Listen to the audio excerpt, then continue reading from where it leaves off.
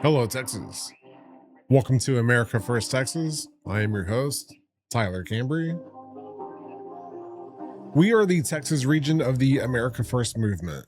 Based in DFW, serving Texans statewide, we are a network of proud, patriotic, values driven citizens who prioritize faith, family, and freedom. As America became unaffordable, families across the nation began looking to Texas for opportunity. America First Texas opens its arms with a powerful America First ecosystem dedicated to building a foundation that helps transition and transform you, your family, and your local economy.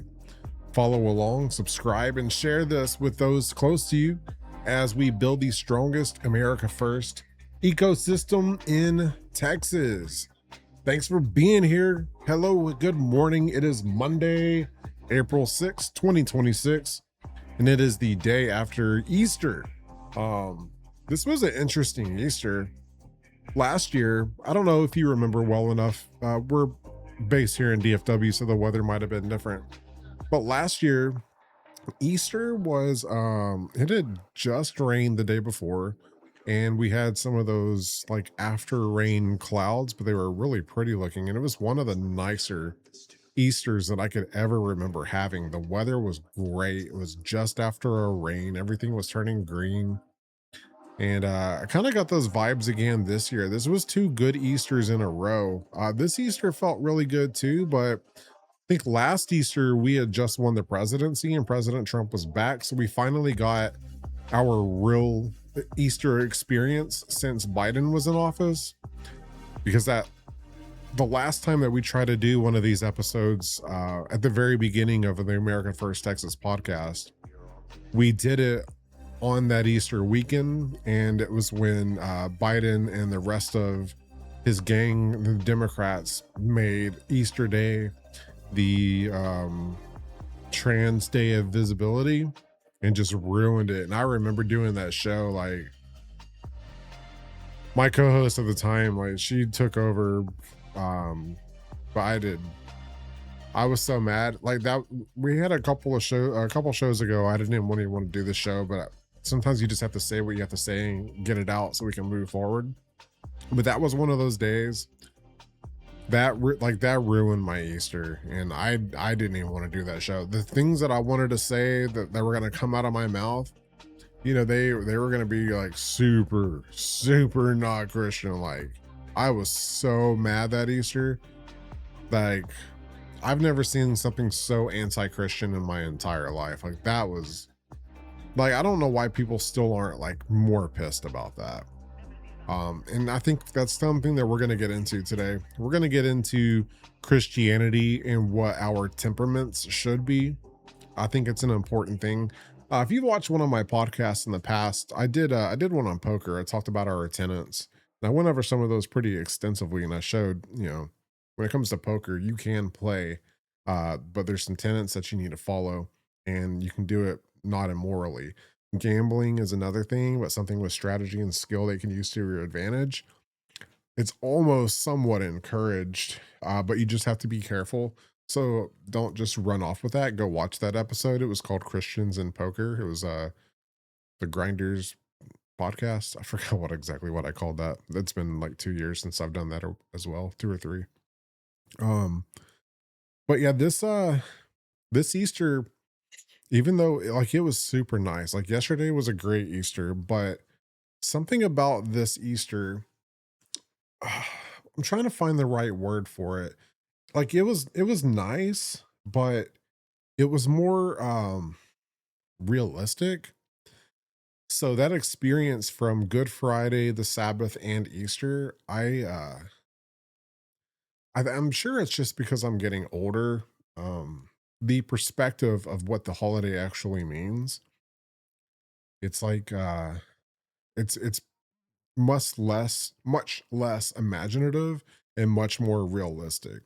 Especially seeing clips from the Passion of the Christ, which I have not personally watched, and I'm actually considering watching that today. I think when I'm done with the show, I have a few things, like a few business things I got to do.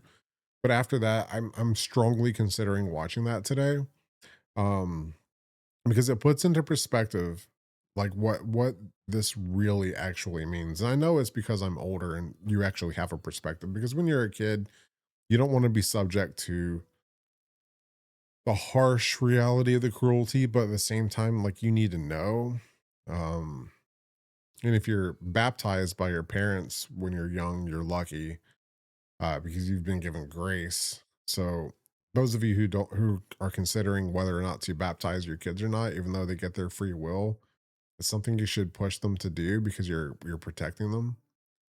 Um, but man, I don't know. I don't know if everybody else was going through this as well, but it was just somehow, some way, it was really, I don't know if it was God doing it. I'm sure that it was. Um, I mean, my relationship with God and Jesus are much deeper than they've ever been, and I'm sure it's because I'm older and I have an actual perspective at this age. But it makes me realize, like that it's all real, and you get your signs as later as time goes on, and you know that it's, even though some of it's anecdotal, the evidence is the evidence, and you don't get evidence until you're allowed to see it. I'm not going to get into what my evidence is, but maybe one day, maybe on some other different show, or we'll see where all this all goes. I'm not going to talk about my evidence because it's some things I don't think you're supposed to bring into existence, even though they exist. And so I'm not gonna go down that road. But the point that I'm making is that to understand that there is no possible way that you or I or any of us could ever could ever reach the level of being or existence that Jesus or God are. Um, there's like a clear separation. There's no possible way that we could ever become anything like that. And God didn't make us that way either. But when he created angels, when he snapped his fingers, or whatever the occurrence was, they were born with complete knowledge. Like, you exist and you know everything. But a third of them, they knew everything, they knew the end result. They didn't like the end result, so they rebelled against God. And that's why they were cast out. And a lot of them were guilty by association. But there's the main leader and those surrounding him. They were cast out, and we as humans are hollow. So, we're born and we grow and we learn, and everything's an ever unfolding life. So we don't know everything, which is why we are able to earn the forgiveness. Because if we're hollow, we can be fulfilled through things that we want or do not want and don't know. That's why we open doors and things like that. Um, but to understand that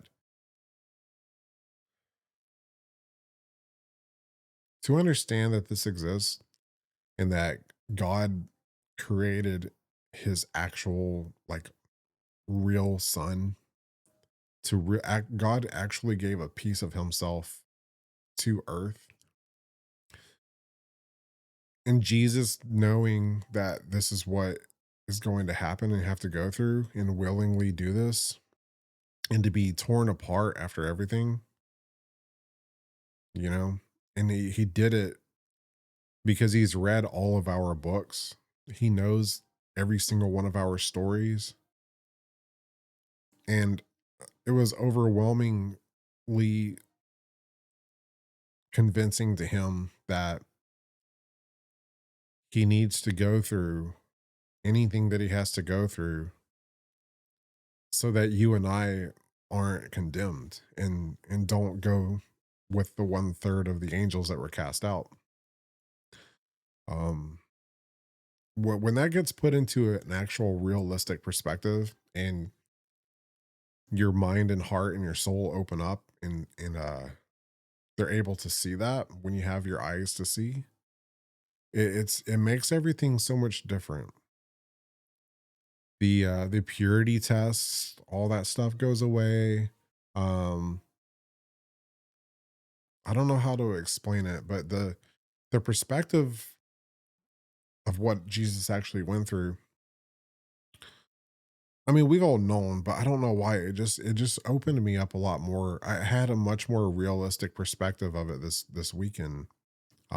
Because all Good Friday, I was thinking about the things that he had gone through, being ripped apart in every way imaginable, worse than the movie could have ever portrayed because you can't put it on film, literally because of ratings. Um, and the Sabbath is the day that you're supposed to keep holy, and it's the day of mourning, and then Sunday is the day that he came back alive, and he passed every single test. God separated himself after he had just been through everything. God turned his back instead of helping him. That tore him up from the inside, like more than the outside could have ever have hurt him. Um, then he told God it is done. He passed all tests. When Satan was testing him after when he was fasting out there for a few days in the desert, all Jesus had to do is just like turn this into a piece of bread and eat and not starve. That was the temptation. Because Jesus isn't God, but he's God's son. So he has, abilities. He could turn water into wine, but he was testing himself as a human. And he passed all of those tests. And at any point, you know, that could have what he went through during this period of time, he could have thrown in the towel. He could have just said, "Okay, I can't take this." Like, and then we wouldn't be saved if it weren't for the resurrection. Like, none of this would like even be history. Really, it would just be another man that you know was beaten into submission by another man. But he proved that he's above what we know and what we think exists, and he is a bridge. Like, I willingly gave myself to torture, torment, and death. And I prove to you that I'm willing to go through anything for you, because I am good. And I know that you want to be good. We all want to be good. Even those of us who have fallen away and are evil, deep down to us, like we would be still be the good guy. Like, how can we be the bad guy? That goes through everybody's head. Yeah, there's justification and moralization for everything almost to some extent. Okay, don't let's not act like it's 100% accurate. Let's I think we're more mature than that. But I'm making a good point, right?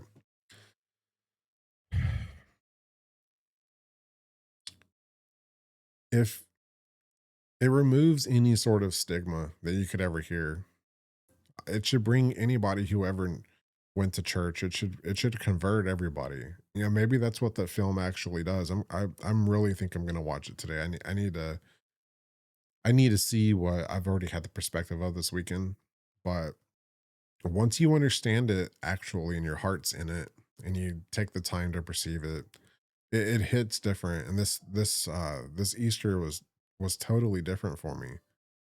Um Last year was totally beautiful. The year before that was the most disgusting thing I've ever seen in my life, and this year was like real.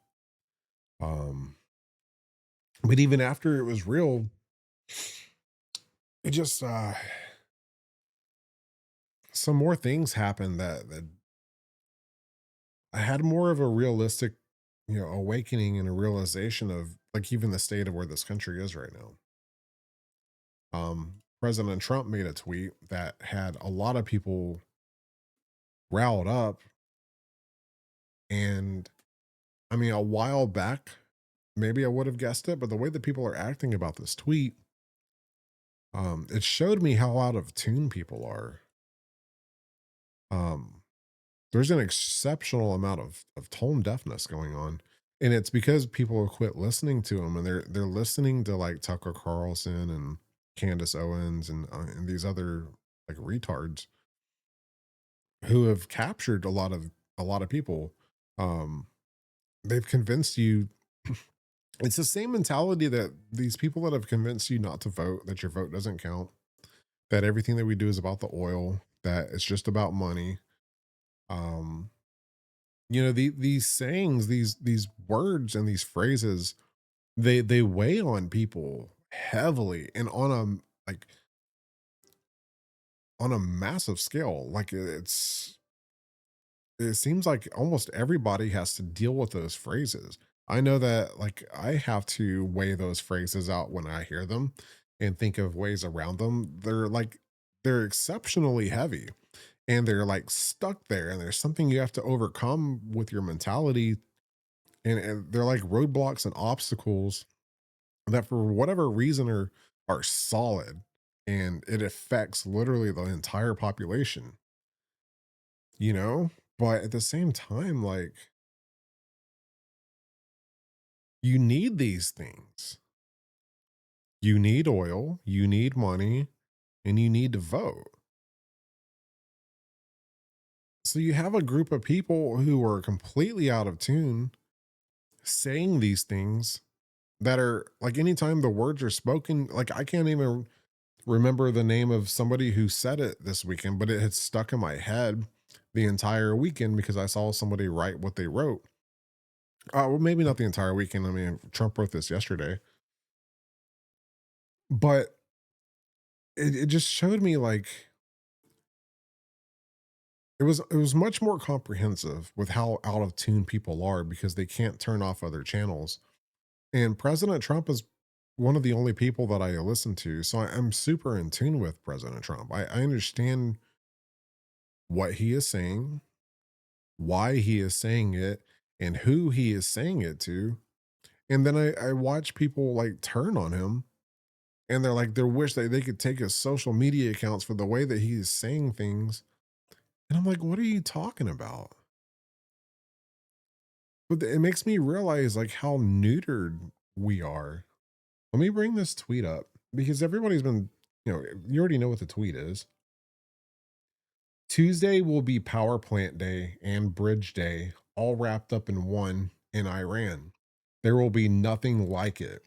Open the fucking straight, you crazy bastards, or you'll be living in hell. Just watch. Praise be to Allah. President Donald J. Trump. People have torn this apart, man. Um, like context was like the biggest like issue just like in the recent past. Everybody wanted to like home in on what's the context text of this. Maybe he said something, that's why they got in a fight. I mean, you know what? Let's bring it back up. Let's bring it back up because we need to go over this. I don't know why, but but I think people need to hear this. Even if you like already know what I'm talking about and you're in tune with this too, I think we just need to go over. I think this is good for everybody to go over. Tuesday will be Power Plant Day. He's letting you know that tomorrow we're destroying it and your bridges all wrapped up in one. There will be nothing like it. Open the fucking straight, you crazy bastards. Okay, why is he saying that? Because he's already deleted the first regime. He's deleted the second regime. And the third regime is there, but they're kind of like 1 foot in, 1 foot out. And they're like, okay, we're not, okay. We just saw everybody we know die. We're next. We're example number 3. We're next. But we're like probably still going to take this to the grave because we're not giving this up. And that's why he's like telling them, open this straight, you crazy bastards. Like, what else? Like, what Donald Trump is telling them, it's like, what else do you need to see that we aren't fucking around? We're not. And people don't want to hear that language, but you don't get it. You don't get it. That's why sometimes you have to use that language. Like, it's a message. It's how else are you supposed to convey that message with soft wording? Like, we're not playing around. This isn't a game. We just destroyed 2 of your regimes. You're next, or you do what we say. Like, bend the knee. It is over for you. There is no like negotiation here. You either do what we want to do or we're going to kill you. That is the message. And you have to use harsh language because you know why? We are the good guys. We don't want to kill them. Really? I mean, you can argue against that, but that's just not like we aren't evil. We don't want to kill you, but we want to liberate this country because this is an illegal regime, just like Venezuela and hell, Mexico too. People run away from these countries that they're their home countries because they've been taken over. So yeah, we're liberating them. We're making the world like great again, and then that will make America greater than it's ever been before. And people are so out of tune right now. So yeah, he's calling them crazy bastards. Open the fucking straight. And people don't get it. Like, we post this on Easter, and we're supposed to be one of the most holy days of the entire year, besides Jesus's birthday, and you're up here cussing in on Easter. Like, man,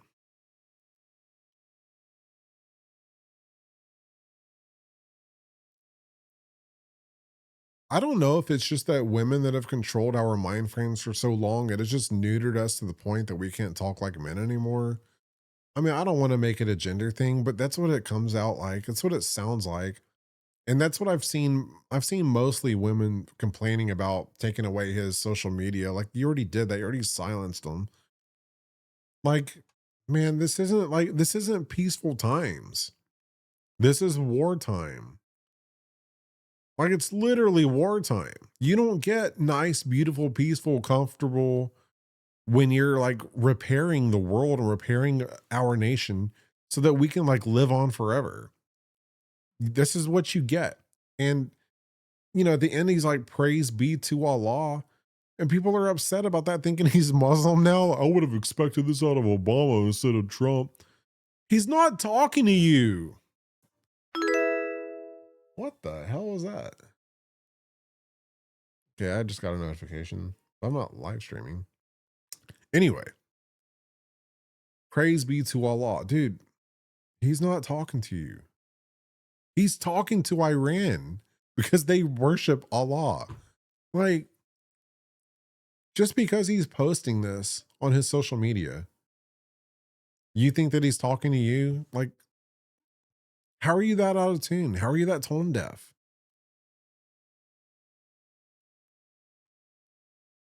Just watch. Praise be to Allah. He's literally talking to them. How are people misconstruing this? I don't understand. And I know that those of you who are watching this, that you know what he's saying already. So I mean, you can kind of disregard what I'm saying, but I hope that like conveying this like helps your mind frame to spread that message as well. Like, I hope that you're taking what I'm saying and repeating it too. You know, I, I I think we have to convey things again because people are so out of tune and tone deaf. I think we've got to jump back on the wagon of beating people over the head with narrative control. We're in first place. It is our narrative that we get to control it. The winners write history. I guess we got to speak it too. I'm just like, this has so many people mad. And I get it's Easter and you don't want to see this, but like, we're in the middle of some shit right now. And like, we can't back off. We have to like follow all the way through. This is a systems and process that we can't just like leave them after we did this. Like, we have to end this now. So this is never an issue again. And we already covered over the people going over this is a war for Israel. No, it's not. No, it's not, dude. They've killed like over 1,000 of our people. No, dude. This is retribution. You don't know what retribution looks like. We don't know what masculinity looks like anymore. This is what masculinity is. People are scared of it because it's bad language and there's death involved and violence. But you don't understand who's doing it. Like, just because we're Christians doesn't mean we're these like soft sheep. We're not supposed to be. God doesn't want that for you. He doesn't want you to be. But he doesn't want you to be evil. He doesn't want you to be unhinged, a murderous lunatic. President Trump is clearly not. If he was, he wouldn't even make this post. He would have just bombed the third regime too. We're not pieces of shit. You need Christian warriors. You have to be able to protect the flock. You can be a sheep if you want to be a sheep, but don't get mad at the shepherd when he's killing off the wolves. Like, I didn't think this shepherd was capable of that. He pulled out a gun and shot that wolf in the head. He's going to eat you, you dumb bastards. That's why he's talking like this, you crazy bastards. Because they're still thinking they're like, we're still going to keep our foot down and not let, like, we're not going to let you take us over. And he's like, you are crazy. We just killed everybody around you. Like, how much more reality do you need? Open the strait or die. Like, they're using the economy as leverage in their war, but we'll blow that shit up too. We'll take it over. President Trump's talking about taking their oil, and then, but he's mentioning that he doesn't think that America will understand or know how to take that because y'all don't get it yet. And I don't understand how you don't. Well, I know that it's because you've been led astray. Tucker Carlson is your new president. You're going to, if he's going to run for president, y'all are going to vote for him. And you're traitors if you do that. I don't think you understand that. So Iran doesn't have any guns or anything. All their guns are gone. They can't fight for themselves. 45,000 protesters died, a month ago or 2 months ago or whatever it was. I mean, just recently. They thought it was like 30,000, but more. It's been more. So like 45,000 of them have literally been killed because they'll shoot them in the streets if they go out and protest. Like there is a zero tolerancy out there. Like if you protest, you're dead. Look at that wrestler, his friends, like, President Trump sent guns over there too. He mentioned, but the group that received the guns were like, oh, these are badass guns. I think I'll keep them. They didn't give them to the protesters. So President Trump is trying to free Iran.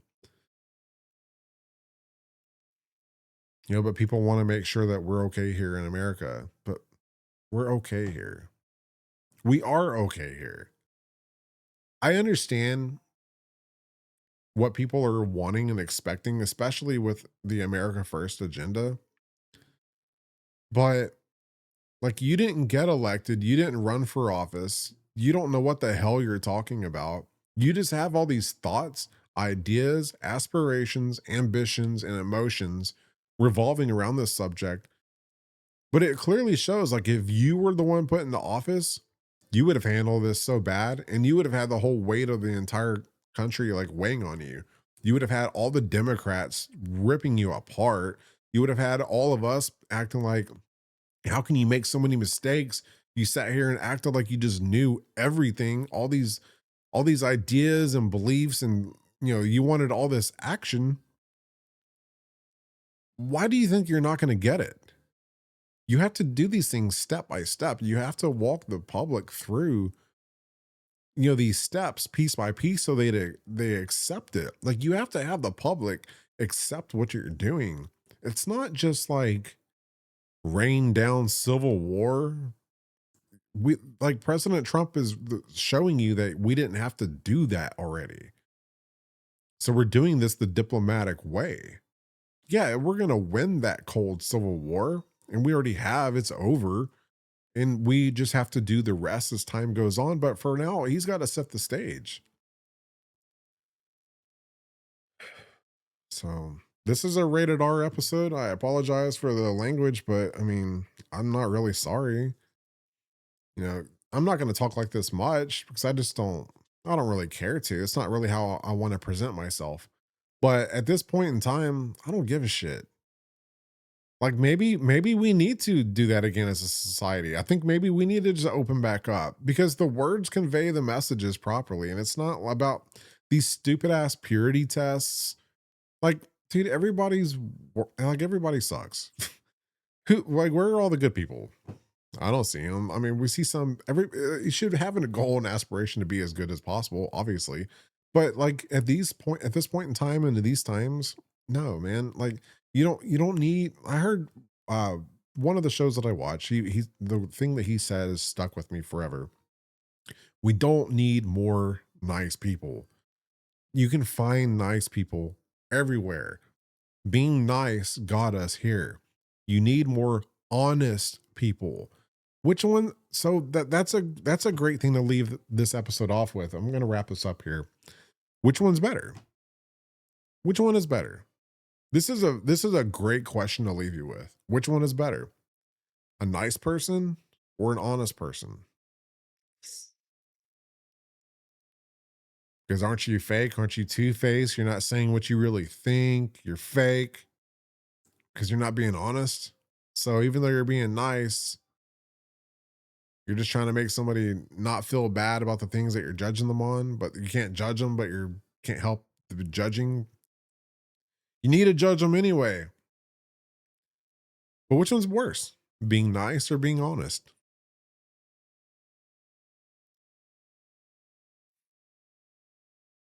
We need more honest people. It's the truth. I can't even take that line from them, but I mean, it's the realization that I have too. It's absolutely correct. We need more honest people. President Trump is honest. That makes him a good person. That makes him better than being nice. But this connection that we're in of like, you're a Christian, you have to be nice and proper and polite and upscale and high class.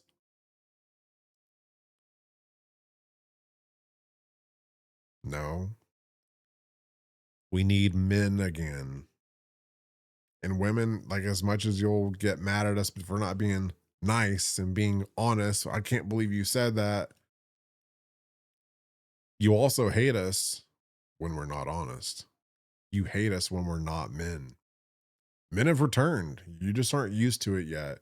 And it's affecting men too. Like, I don't want you to think I'm harping on women on this because clearly, a large portion of men are against this rhetoric right now too. So please don't take this as like, I'm not going to hold men accountable for this too. This goes for everybody. We need more honesty. We need men back. Like, it's the only way forward. So we're back. Just ask yourself this one question: which is worse, being nice or being honest? Or not which is worse. That's actually the wrong way to word that.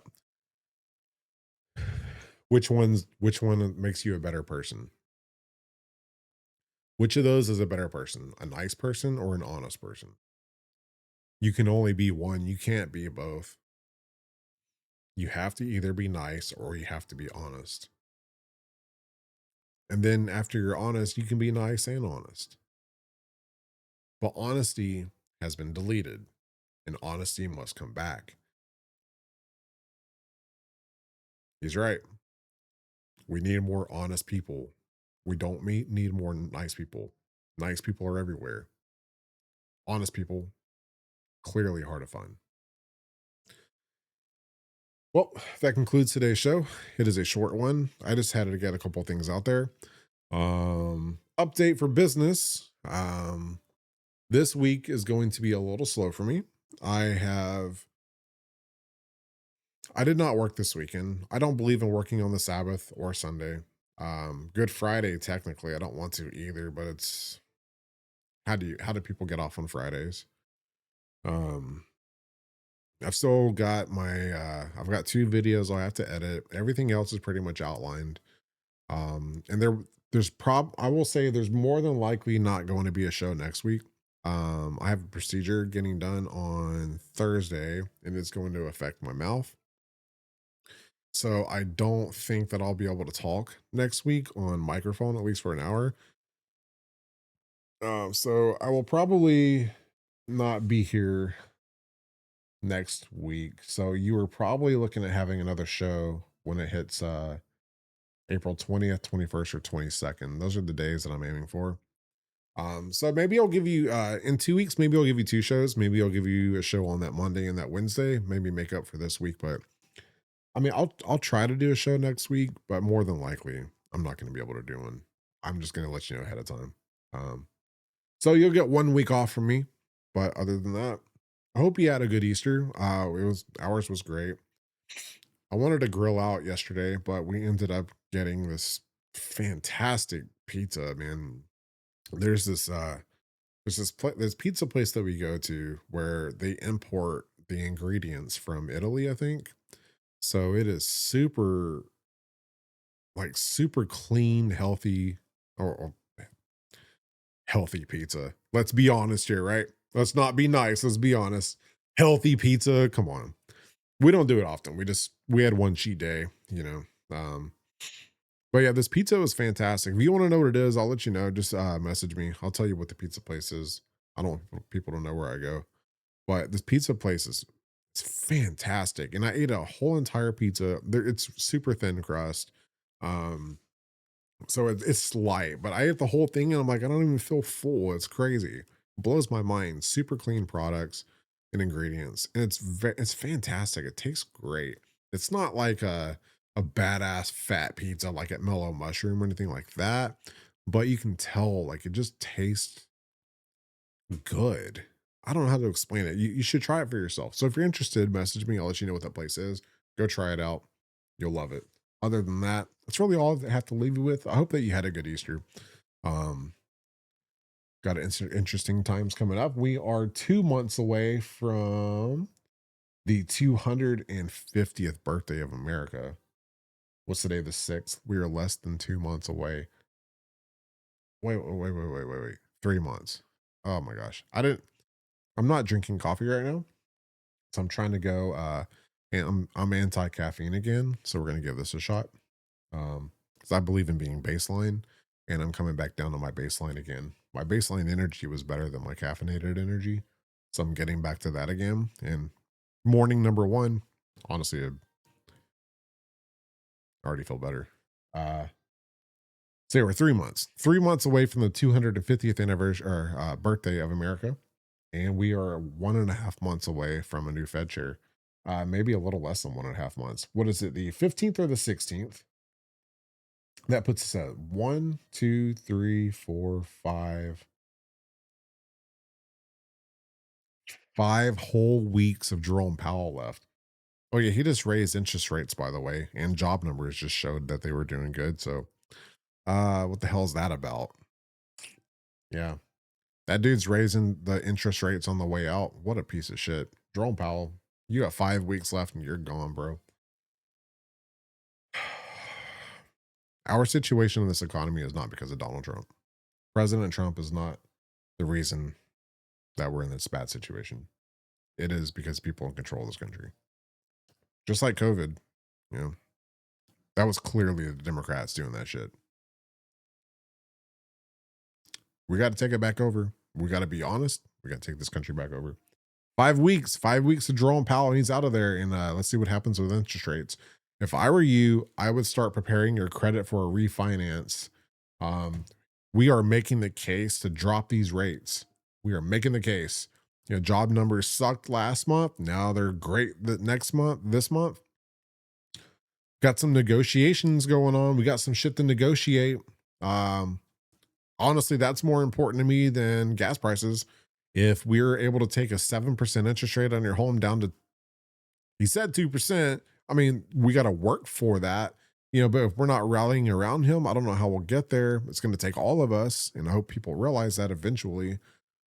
But he's saying that that is a goal. If we all work together and got our rates down to 2%, that's 5% off your mortgage. I don't know about you, but that's like, dude, for the average mortgage, that's like 1,500 plus off your mortgage rate every month. Like, do you really care about spending twice as much in gas if you're able to get your mortgage rate down by like 1,500 to 2,000 off? Dude. And then the 50-year mortgage, which a lot of people are pushing back on, but dude, nobody stays in their house for 30 years anymore. 50 years. You're just leveraging your debt and making your payments as low as possible. It's a good thing. And like at year 38 or year 40, well, you have 10 years of extra interest if you do the calculator. Ask Chat GBT to do the calculator math for you. You don't have to go sit down and do the math anymore. You literally just ask AI. It'll show you the extra interest that you pay. It's not like the way that it's spread out. It's not 20 years of extra interest. It's like 10 or a couple years more than 10 years. But you're not going to be there that long anyway. If people move and they go get new houses and upgrade, downgrade, whatever, like play the game, you know? But I mean, even with a 50-year mortgage and a 2% interest rate, like your mortgage is going to drop so incredibly much. I'd rather not pay $2,000 extra in mortgage than I would paying an extra 30 bucks a week in gas. I'd rather pay an extra 120 bucks a month in gas and get like $1,600 to $2,000 off my mortgage. Right? I mean, that's really easy math. So whatever, but he's fixing the gas anyway. This is short lived. Anyway, that's it. That's it. We're going to wrap this episode up. I don't want to keep going on. I could talk all day. Short episode. I won't see y'all next week. More than likely. Don't expect an episode next week. But I will see you the week after that, and hopefully 2 episodes. We shall see. And hopefully I'll have some updates too. I'm going to be doing a lot of work. Friday, I will not. Thursday and Friday, I will not be working. This weekend I'll try to get back to it, but I know next week will be a grind if I can talk. We'll see. I might have to still work inside the office. Anyway, thanks for being here. This is America First Texas. I'm your host, Tyler Cambry. We are building an ecosystem here. I hope that you join in quick and don't wait too long. I've got some awesome things planned. Got some amazing things getting ready. Got to execute them. Got to negotiate them. They've all got to work out correctly. I know that it will. Maybe it's never, whatever you imagine never comes to reality. But if you can get a quarter of that, you'll be extremely successful. That's a good role to leave you with. Whatever you write out and imagine that could possibly, with your full potential, just know when you first go into it, expect about 20% to 25% of that to become reality. And that's what your real numbers will be. And I'm being realistic with myself. You know, I'm mapping things out and I've got goals. But if you leverage yourself correctly, you can get closer to that 100% goal. And I've done this enough to where I know how to get closer to that instead of getting my realistic 20 to 25%. I know how to leverage myself correctly to get closer to 75 to 80%. So that is my realistic goal. My obvious goal is 100%, which, got to be honest, might be able to become fulfilled, but more than likely to hit a 100%, it takes time, not right off the bat, because when people are investing in you, they need to see proof. And just the name of the game. Got to see the proof. Is what it is. So yeah, thanks for being here. This is America First Texas. I'm your host, Tyler Cambry. It's great talking to you guys. Hope you had a good Easter, and see you in 2 weeks. Later.